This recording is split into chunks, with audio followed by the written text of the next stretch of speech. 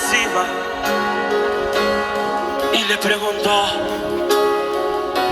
¿hay alguien en la casa de Saúl que yo pueda ayudar?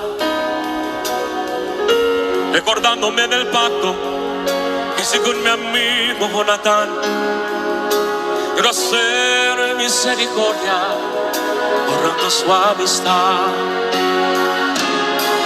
Y Siba le respondió: existe uno, mi Señor,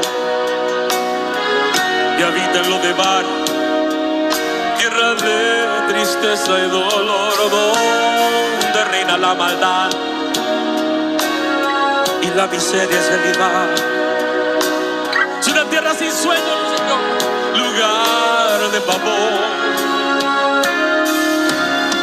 David pregunta a Siba: háblame más de este hombre, por favor, ya díganme su nombre. Mi Señor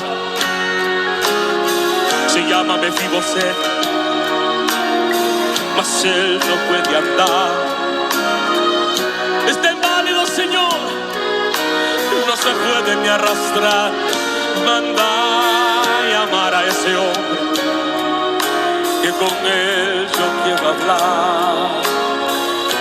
Dile a Mefiboset, y el rey lo mandó a llamar, y mirándole a los ojos le dijo estas palabras: lo que era tuyo te devolveré, voy a restituir lo que la vida te robó.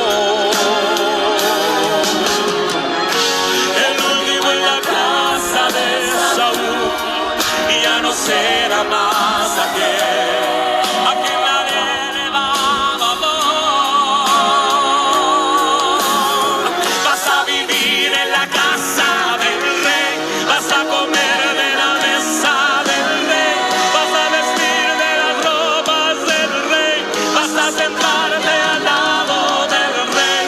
La miseria nunca más conocerás, un adiós a donde van tú vas a dar, tu vida nunca más será igual. El rey te mandó a llamar. No es coincidencia que estás aquí en esta noche. Él te trajo a este lugar. El rey te llama en esta noche. Escucha lo que quiere decirte.